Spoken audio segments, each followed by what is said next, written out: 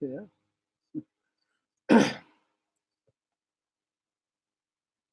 College classic. Did you say college? Did you say college class? Well, sure you did. Okay, and we're reading Arlen Lutzer's. My sister doesn't like this book. She's angry about it, and she's a Seventh-day Adventist, and I she wanted me to go over some Adventist stuff with her, and I did. I actually did a 55 CD study on the Adventist theory of the end times. It's really good. Really, I was really pleased, and so it took a long time. It took me a couple of weeks to watch it, but and so I did. I didn't get to see all 55 CDs. They're on disc 4 or 3 to a disc, but I've got to see at least out of the 55, at least 25 or 30. And I really did. It was from Washington.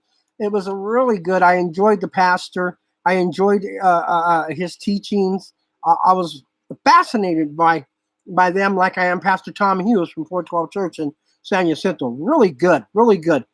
We're going to go ahead and ask the Lord to bless Philadelphia and all the lampstands from what they're going through now. It's their turn to be attacked, be charged in the time of their reign, as well the time, because it's a spiritual reign, and as well in the time of their seal being opened, and Christ coming unto them, telling them exactly what not to fear. In the sixth candlestick, Christ says, I leave a door open. Don't be afraid. I'm not going to lock you out. Don't worry. So that's what I'm sharing with you now. This is College Classic Campus, and we're in this attempt 3, turn away from the cross. You know what's going to happen if you do that. You have to keep God's name. You have to keep his son's name. You have to keep the spirit. This is more than just a drive. This is going to be an adventure.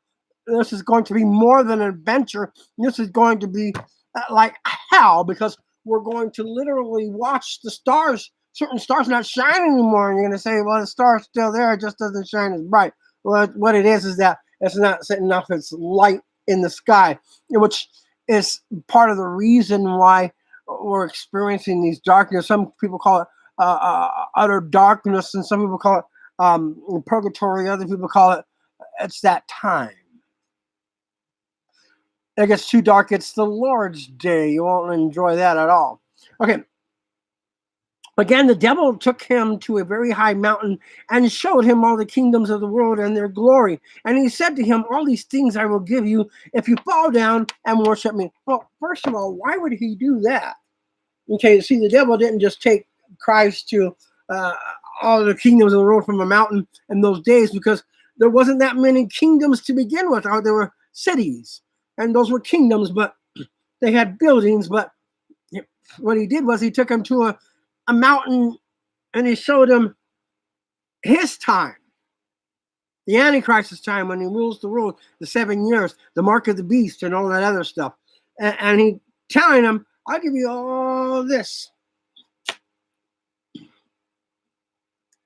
The devil isn't the smartest guy in the world, because you have to figure, not only would that be the devil's time, but it would be Christ's time too, because he's going through the 7 golden lampstands, the 7 seals and all that. So it's already his. I would have laughed at him, but the devil ain't no laughing thing. Okay, so here we see that the devil's offering him something that's already his.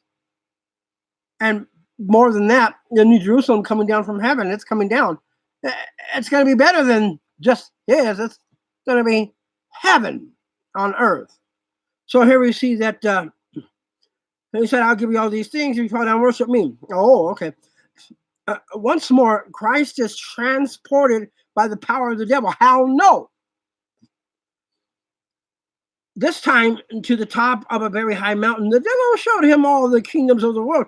Imperial Rome with its palaces, ancient Greece with its art, and Egypt with its pyramids. This, and you gotta remember, the devil's a cherubim. He's capable of Time travel. That's what you're being to. More could belong to Christ for a simple and single act of worship. Well, that's so easy to do. Why can't we just do that? Huh? Satan, knowing that Christ would someday rule the world, was offering him a shortcut to the kingdom. If he were to bypass the cross, he could get to the crown with less suffering. So the God of this world offers the kingdom to the God of heaven. The usurper tries to make a deal with the owner. I saw y'all this. Oh yeah. How about you want an EBT card? What's that? Okay, so you see, now we're going into this in a manner of counterfeit.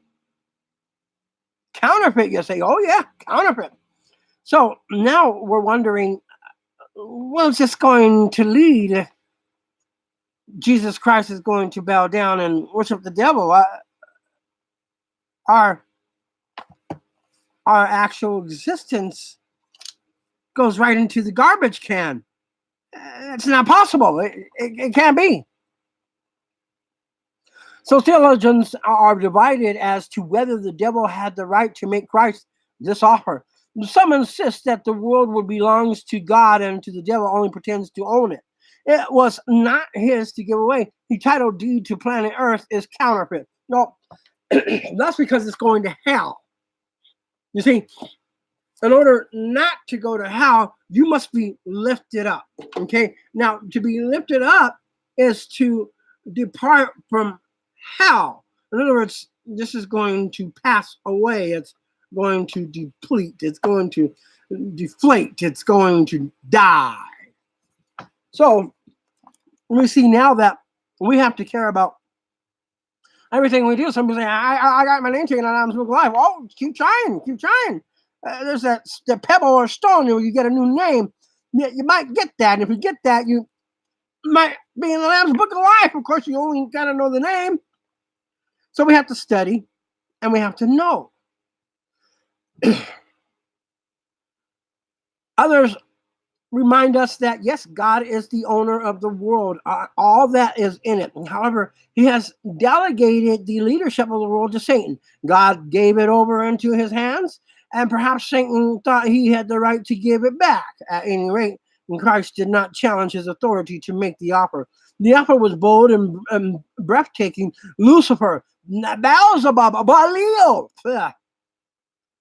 now turned Satan, who once worshipped Christ in heaven, and tries to get the rightful king of heaven and earth. He could recall how often they had met on friendly terms in ages past, but now he wants the tables turned. Thirsting as he was for a moment of glory, the evil one took the gamble. At best, Christ as man might comply. At worst, the evil one will have to admit defeat again. Got my butt kicked again. This time it was by Christ, not God.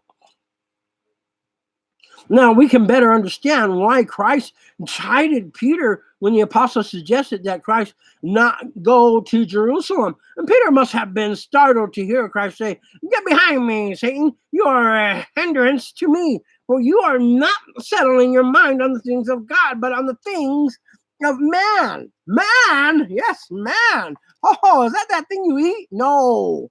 Okay, Matthew 16:23. Of course, Peter didn't realize that by encouraging Christ to cancel Easter, Peter, was making a suggestion that would have sealed his own doom. If Christ had not been killed, Peter, along with the rest of us, would have been lost. So he doesn't want Easter condemned.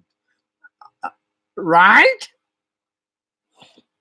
But Christ would not turn from aside from the will of God. And here in the desert, he replied, "Go, Satan, go, go, go, go, go, go, go.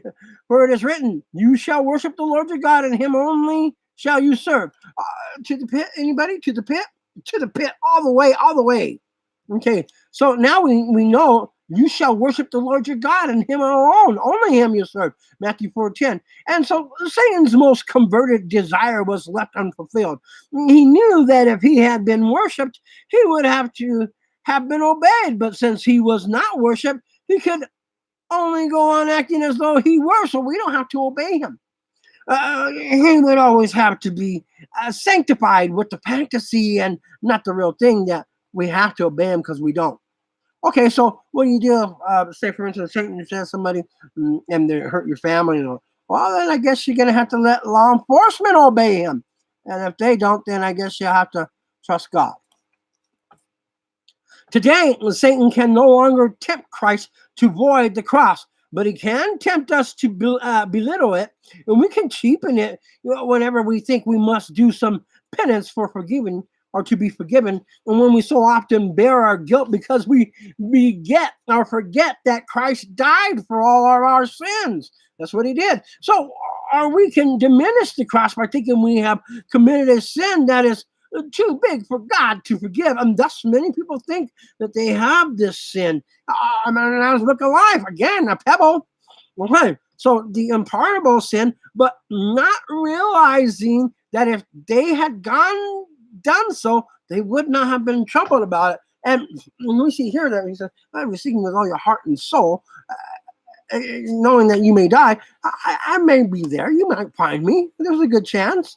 That sounds really good to me. I like that better than going to the horse races and betting on a horse. I think I'll stick with Christ.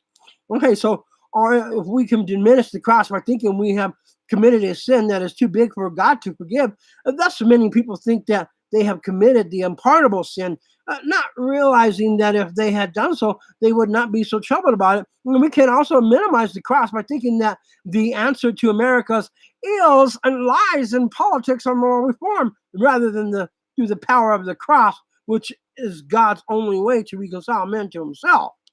Of course, we know that, right? Every time we diminish the cross, Satan has accomplished his mission. He wants us to think that there can be a crown without a cross. No, that's not possible. And a crown without the word. No, that's not possible. And a salvation without the substitute. Well, that's possible. A substitute like the Antichrist, right? Right? Okay, so the conflict between God's will and the kingdoms of the world are still going on today. We have to still witness the devil taking Christ to the kingdoms of the world, which will be soon, because we're coming into the seventh candlestick and in probably 6 to 8 years. And when we do, we're going to experience the Antichrist himself, Satan, Lucifer, Belial, Beelzebub, right here on earth walking before us. Now, a lot of people speculate that he's going to come in human form, but I think he's going to come as himself. I think that they're going to see Lucifer in that 3.5 years of the 7. So Christ passed his test. The devil failed. God was honored because Christ had resolutely declared that he would inherit the kingdom in the Father's way. And Satan was dishonored, combined once again to play that role of the loser. Angels came and ministered to Christ. And for now, the battle was over. But as we know, the devil would be back at an opportunity time. Luke 4:13. Well, that was fun. We enjoyed that one. That was a good one. I liked that one. TcYbarra, this college classic campus says, are you enjoying yourself? You know, at the end time, the Lord tells the 7 golden lampstands, the candlesticks, the devil has sent the beast with wrath to come down onto you. Therefore, rejoice, O heavens and earth, for the devil comes down to you with great wrath. Rejoice. Rejoice. Be afraid.